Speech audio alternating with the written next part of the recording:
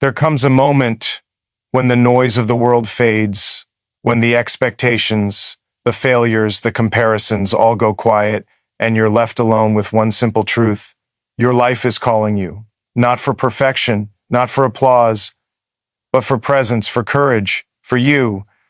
This isn't about chasing success or proving something to anyone else. This is about that silent conversation you've been avoiding, the one where your life looks at you and says, I need you to show up. We spend so much time surviving that we forget how to live. We keep moving even when we're empty. We keep smiling even when we're breaking. And somewhere along the way, we abandon ourselves. Today is not about motivation that fades tomorrow. It's about reconnecting with the part of you that's been waiting patiently, quietly, asking for your attention. This is the moment you stop running. This is the moment you listen. This is the moment you answer when your life says, I need you. There is a moment that comes quietly, without warning, without drama, when your life stops asking politely and starts speaking honestly, not loudly, not angrily, just honestly. It says, I need you, not later, not when you feel ready, not when everything makes sense, now. Because for too long, you have been present for everyone except yourself. You learned early how to endure, how to adjust, how to disappear just enough to keep the peace. You called it strength. You called it maturity. You called it survival. But survival is not the same as living, and endurance is not the same as being whole. Somewhere along the way, you made a quiet agreement with the world. You would carry the weight. You would be dependable. You would keep going even when your chest felt heavy and your thoughts felt crowded. You would tell yourself that this is just how life is, that everyone feels like this, that asking for more is weakness, and the world rewarded you for it. It praised your resilience. It admired your patience. It relied on your silence. But your life kept the score, and it remembers every moment you ignored its voice. You didn't wake up one day and decide to abandon yourself. It happened slowly, one compromise at a time. One moment where you said yes when you meant no. One night where you told yourself you'd deal with the pain tomorrow. One dream you put on hold because responsibility sounded more reasonable. You became very good at explaining why now wasn't the right time, and the more convincing your explanations became, the quieter your inner voice grew, until it stopped interrupting you altogether. That silence felt like control at first. No more confusion, no more emotional mess, just function, routine, progress. You learned how to move through your days efficiently, even successfully, while feeling strangely absent from your own life. You were there, but not really there, smiling, but not connected, achieving, but not fulfilled. And you told yourself that this is adulthood, this is reality, this is what it costs to be strong. But strength that requires you to erase yourself is not strength. It is sacrifice without consent, and your life does not want to be managed like a problem to solve. It wants to be lived like a truth you stop running from. That feeling you keep pushing down, the restlessness, the quiet grief, the sense that something essential is missing, that is not weakness. That is your life trying to get your attention. Your life doesn't need you to be perfect. It doesn't need you to have everything figured out. It doesn't need a 5-year plan or a polished version of yourself. It needs your presence. It needs your honesty. It needs you to stop treating your own needs like an inconvenience. Because every time you ignore that inner pull, every time you override your intuition to meet someone else's expectations, you reinforce the idea that you don't matter as much as the role you play. You became the reliable one, the calm one, the one who doesn't complain, the one who handles it. And people came to depend on that version of you. But they never saw the cost. They never felt the exhaustion that comes from always being composed. They never sat with the loneliness of being needed but not known. And you learned to accept that trade, support in exchange for invisibility, stability in exchange for authenticity. Your life is asking you to question that trade, to look honestly at what it has taken from you, to recognize that being needed is not the same as being valued, and being valued is not the same as being understood. You can be surrounded by people and still feel profoundly alone if none of them see the parts of you that you keep hidden for the sake of harmony. You didn't hide because you're dishonest. You hid because you were adapting. You hid because somewhere along the line you learned that your full truth was too much, too inconvenient, too disruptive. So you edited yourself. You softened your edges. You swallowed your anger. You delayed your joy. And the world became easier to navigate, but your inner world became harder to inhabit. Now there is a tiredness that sleep doesn't fix, a heaviness that success doesn't lift, a sense that you are living a life that looks acceptable from the outside but feels unfinished on the inside. That is not failure. That is a signal that your life has been waiting for you to stop negotiating your worth and start acknowledging it. Your life is not asking you to burn everything down. It's not asking for dramatic exits or impulsive decisions. It's asking for something much harder and much quieter. It's asking you to be honest with yourself in moments when no one else is watching. It's asking you to listen to what you feel instead of immediately explaining it away. It's asking you to stop pretending that numbness is peace. You have spent years building a version of yourself that can survive anything. But survival is not the end goal. It is the starting point. And when Al becomes a permanent state, it slowly drains the color from your days. You stop noticing what excites you. You stop trusting what hurts you. You stop believing that your inner world deserves the same care you give to everyone else. Your life needs you to come back to yourself, not as a project to improve, but as a human being to respect, to sit with your discomfort long enough to understand it, to let yourself want things again without immediately judging whether they're practical, to feel sadness without rushing to label it as ungrateful, to admit that you are tired of being strong all the time. There is a difference between patience and postponement. You told yourself you were being patient, that one day when things settled down, you would return to yourself, when the responsibilities eased, when the timing was right. But that day keeps moving further away because life does not pause long enough for you to feel safe before it demands your participation. And your life is gently reminding you that there will always be reasons to wait, but there will not always be time. You are allowed to choose yourself without turning it into a justification speech. You are allowed to change direction without calling it failure. You are allowed to outgrow the version of you that kept everything together at the cost of feeling alive. Growth is not betrayal of who you were. It is gratitude for what that version carried so that you could arrive here. Your life does not need grand gestures. It needs small, consistent acts of self-loyalty. It needs you to stop ignoring the quiet no in your chest. It needs you to honor the yes that scares you because it feels real. It needs you to rest without earning it, to speak without rehearsing, to exist without apologizing for taking up space. You have spent so long being the answer to everyone else's needs that you forgot how to ask yourself simple questions. What do I feel? What do I want? What do I need right now? These questions may seem basic, but they are powerful when you've been disconnected from yourself. They reopen a conversation you thought was closed. Your life is not disappointed in you. It understands why you did what you did. It knows the fear that drove your choices. It knows the pressure you were under. It knows how heavy the world can feel when you believe you have to carry it alone. But understanding does not mean it will stay silent forever, because your life wants more for you than endurance. It wants meaning. It wants connection. It wants you. You don't need permission to return to yourself.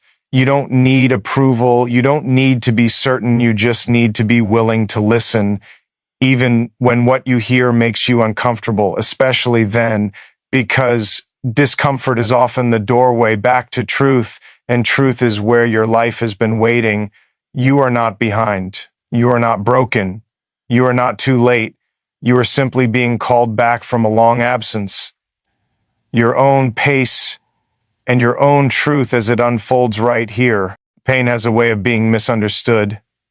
You were taught to see it as an enemy, as something to defeat, something to hide, something that proves you are failing at life. From early on, you learned to associate pain with weakness, with loss of control, with embarrassment. So you did what most people do. You hardened. You learned how to keep moving even when something inside you was asking to stop. You told yourself that pain is temporary, that it will pass if you ignore it long enough, that acknowledging it only gives it power. But pain is not here to punish you. It is not here to humiliate you or slow you down. Pain is information. It is your life trying to communicate in the only language it has left when you stop listening to quieter signals. Before the breakdown, there was discomfort.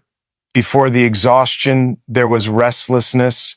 Before the numbness, there was disappointment. You felt it all at some point, but you minimized it, rationalized it, buried it under responsibility and routine. Pain doesn't arrive suddenly. It accumulates. It grows in the spaces where honesty is avoided. It lives in the moments where you say you're fine when you're not. It settles in your body when your mind refuses to acknowledge what your heart already knows. And because you are capable, because you are resilient, because you are used to enduring, you learned how to function while hurting. You learned how to carry pain without letting it interrupt your performance. Interested in honesty. And honesty is uncomfortable when you've spent years convincing yourself that everything is under control. You were taught to be grateful, to focus on what you have, to remind yourself that others have it worse. And gratitude is important, but it becomes harmful when it's used to dismiss your own experience. When you use gratitude as a reason not to address what hurts, you turn it into another form of self-abandonment. Pain does not disappear just because you tell yourself you shouldn't feel it. Your pain does not mean you are ungrateful. It means you are human. It means something inside you is asking for care instead of criticism, for attention instead of judgment, for curiosity instead of suppression. Pain doesn't want you to collapse. It wants you to notice. It wants you to slow down long enough to understand what has been costing you more than you admit. You didn't choose pain, but you did choose to ignore it because that felt safer than dealing with what it might reveal. Pain tells the truth without softening its words. It exposes the gap between the life you're living and the life that feels aligned. It shows you where you've been enduring instead of engaging. And that truth can feel threatening when you've built your identity around holding everything together. Pain also carries wisdom. It teaches boundaries where you had none. It reveals values you've been betraying. It highlights patterns that keep repeating because they've never been questioned. Ed, the pain you're feeling today is connected to a lesson you postponed learning. Not because you're incapable, but because you weren't ready. And readiness doesn't arrive when everything is comfortable. It arrives when the cost of ignoring the truth becomes greater than the fear of facing it. There is a difference between healing and numbing. Numbing makes the pain quieter, but it also makes everything else quieter. Joy, excitement, curiosity, presence. Healing requires you to feel before you can understand, to sit with discomfort without immediately trying to escape it, to allow pain to speak long enough for its message to become clear. You don't have to dramatize your pain for it to be valid. You don't have to compare it to anyone else's. You don't have to justify it with a list of reasons. Pain doesn't ask for permission. It exists whether you acknowledge it or not. The only choice you have is whether you listen or let it continue to knock louder. Your life uses pain the way a compass uses resistance. It points you back toward alignment, toward authenticity, toward yourself. Pain shows you where you are out of sync with your own needs, where you've been performing instead of participating, where you've been surviving instead of choosing. Ignoring pain doesn't make you strong, it makes you distant from yourself. Real strength is the ability to stay present with discomfort without turning away, to let yourself feel what you feel without immediately labeling it as a problem. To trust that there is intelligence in your emotional responses, even when they don't fit neatly into your plans. Pain also asks you to slow down your judgments. You are quick to blame yourself for feeling this way. You tell yourself you should be better by now, stronger, more evolved. But pain doesn't respond to pressure. It responds to compassion. The kind of compassion that allows you to say, this hurts without adding, but I shouldn't feel this way afterward. Your pain is not asking you to relive the past endlessly. It's asking you to integrate it, to stop pretending it didn't affect you, to stop minimizing experiences that shaped you. What you went through mattered, what you lost mattered, what you didn't receive mattered, and pretending otherwise doesn't make you resilient. It keeps you disconnected. When you begin to listen to pain, something shifts. It stops feeling like an enemy and starts feeling like a guide, not because it's pleasant, but because it's honest. It directs your attention to the places in your life that need adjustment, relationships that drain you, roles that no longer fit, expectations that were never yours to carry. Pain also teaches patience, not the kind that waits passively, but the kind that stays present through uncertainty. Healing is not a straight line. It doesn't follow schedules or timelines. It unfolds as you learn to respond differently to what you feel instead of reacting automatically. As you stop running from discomfort and start asking, NG, what it's trying to protect. Your pain has been loyal to you. It stayed when you ignored it. It waited when you distracted yourself.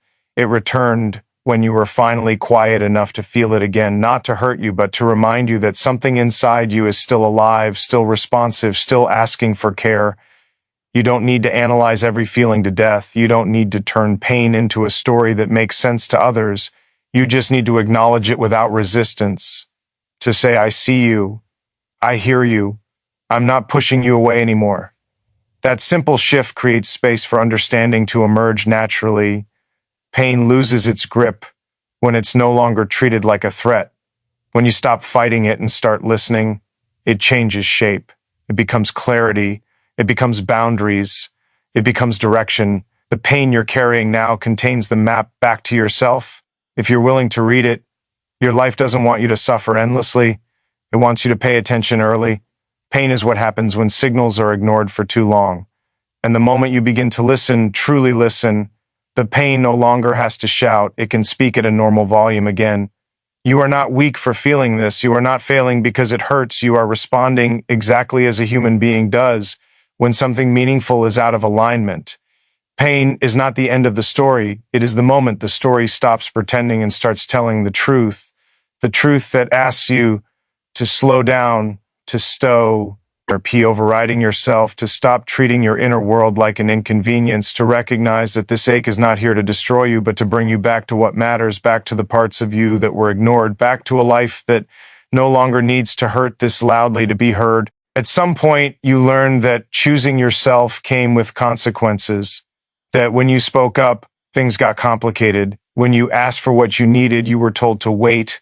When you followed what felt right to you, someone else felt disappointed. So you learned to adjust, to accommodate, to prioritize harmony over honesty, and slowly, almost without noticing, you began to associate self-choice with guilt. You told yourself that good people don't put themselves first, that responsibility means sacrifice, that maturity means doing what's expected, not what's desired. And every time you ignored your own needs to keep things running smoothly, you felt a quiet sense of pride. You were being selfless, you were being dependable, you were being strong, but underneath that pride was a fatigue you didn't know how to name. Choosing yourself was framed as selfish long before you understood what it actually meant. Selfishness is taking without regard for others. Choosing yourself is acknowledging that you exist too. They are not the same thing, but when you grow up learning that your value comes from how useful you are, how agreeable you are, how much you can carry without complaint, any move towards self-honoring feels like betrayal.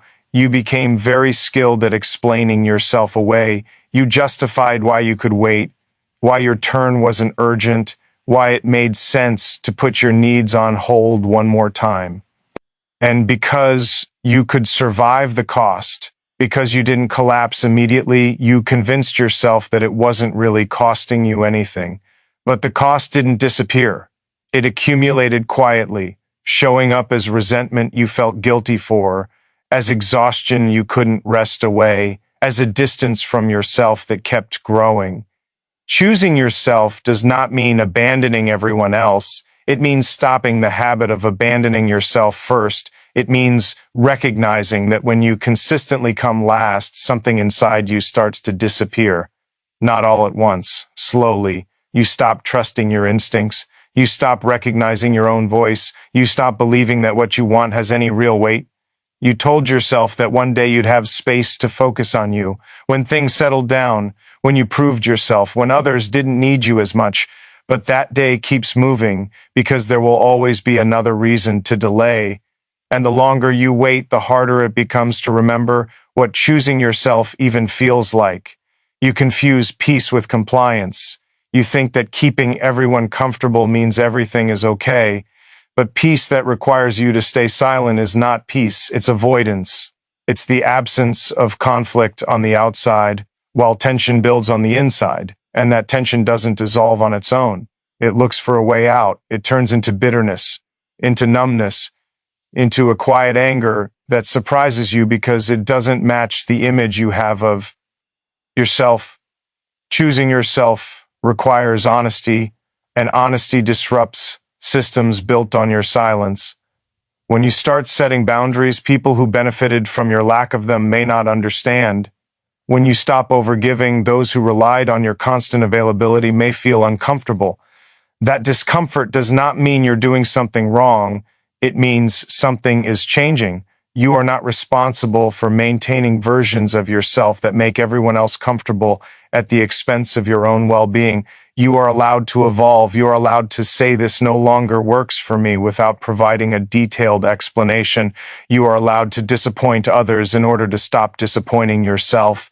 The fear isn't that choosing yourself will hurt others.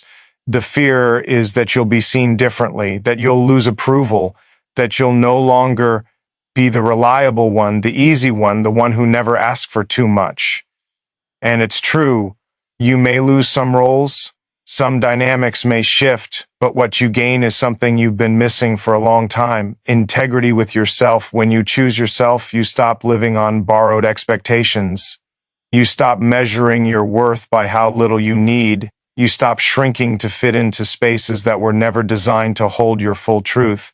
That doesn't make life easier immediately. In fact, it often makes it harder at first because you're no longer numb. You're no longer hiding. You're no longer avoiding the tension that comes, yes, with being real.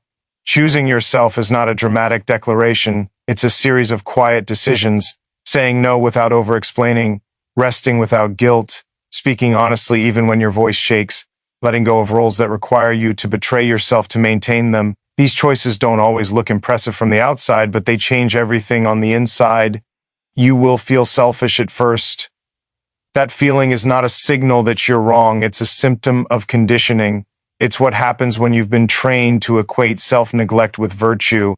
The guilt fades as you realize that honoring yourself doesn't reduce your capacity to care for others. It refines it. You give from a place of choice instead of obligation, presence instead of resentment. When you stop choosing yourself, your life becomes a performance. When you start choosing yourself, it becomes a relationship, one where you listen, one where you respond, one where you don't disappear the moment things get uncomfortable. Your life doesn't need you to be perfect. It needs you to be aligned. Choosing yourself means accepting that not everyone will understand the version of you that no longer overextends, that no longer explains every boundary, that no longer apologizes for existing. Some people will miss the old you, the quieter you, the more accommodating you. But that version was tired. That version was carrying too much. That version was slowly fading. You don't owe anyone the continuation. F a role that costs you your sense of self. You owe yourself honesty. You owe yourself care. You owe yourself the chance to live without constantly negotiating your worth. Choosing yourself is not an act of rebellion. It's an act of responsibility toward your own life. When you choose yourself, you stop asking for permission to be whole. You stop waiting for validation that may never come. You stop postponing your needs until they turn into pain. You begin to trust that your inner signals are worth listening to, even when they don't make everyone else comfortable. Your life needs you to choose it, not once, but consistently, in moments that seem small, in decisions no one applauds, in choices that feel unfamiliar because they break old patterns. Each time you choose yourself, you repair a piece of the relationship you neglected for too long. This is not about becoming self-centered. It's about becoming self-connected, about living in a way where your actions and your values are no longer at war with each other, where your strength comes from alignment, not suppression, where your generosity comes from fullness, not depletion, Choosing yourself doesn't mean you stop caring. It means you finally include yourself in the care you give. And when you do, something settles inside you. Not because life becomes easier, but because it becomes honest. Because you are no longer asking yourself to disappear in order to belong. Because you are no longer waiting for permission to take up space, because you are finally standing in your own life without apology, without retreat, without explaining why you matter enough to choose.